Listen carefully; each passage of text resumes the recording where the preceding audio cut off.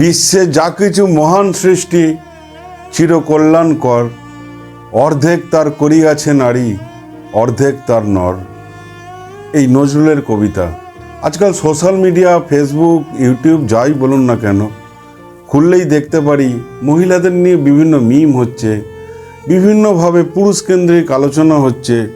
পুরুষ মানুষ কত কষ্ট করে, কিভাবে সংসার চালায়, একটা বাবা কিভাবে তার সংসারটাকে গড়ে তোলে, এই সমস্ত ব্যাপার। এবং সেখানে কখনো কখনো দেখতেও পাচ্ছি যে মেয়েদেরকে ছোট করেই অনেক রকম অনেক কিছু লেখা টেখা হচ্ছে। আজকে আমার এই ফেসবুক লাইভ করার এটাই মানে যে আমি কিন্তু আমার জীবনে, আমার প্রথম জীবন শুরু হয়েছিল যাকে নিয়ে, সে আমার মা। মায়ের কাছে যা কিছু শিখেছি, সে ভোরবেলা মা উঠতেন এবং উঠে আমাদের রান্না বান্না করে দিতেন, খেতে দিতেন। এখন আমার স্ত্রী হয়েছে, আমার বউ খুবই ভালো একজন মহিলা।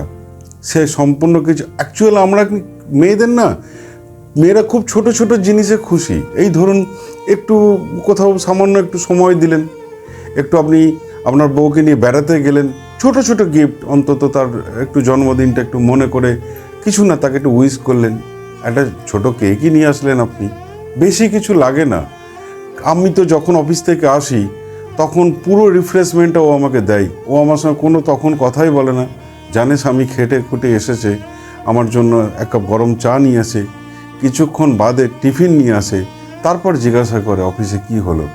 সত্যিই আমি বিয়ে না করলে এটা বুঝতেই পারতাম না যে একজন মহিলা কত ভালো বন্ধু হতে পারে। আমরা সত্যিই একজন নারী ছাড়া বলতে পারেন অসম্পূর্ণ।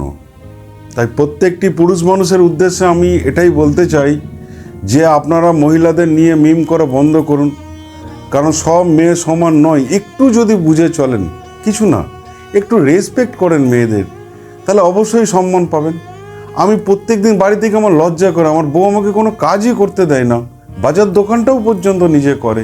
কে বলেছে মেয়েরা ভালো হয় না? এইসব ভুল কথা। আমি বলবো যে আপনারা পারছেন না একটা মেয়েকে বুঝতে, তাকে পরিষ্কারভাবে সম্মানটা দিতে। মহিলা তুমি কি বুঝবে, আর মেয়েদের তো বুদ্ধি, এই সমস্ত কথা নয়, এগুলো একদম ঠিক নয়।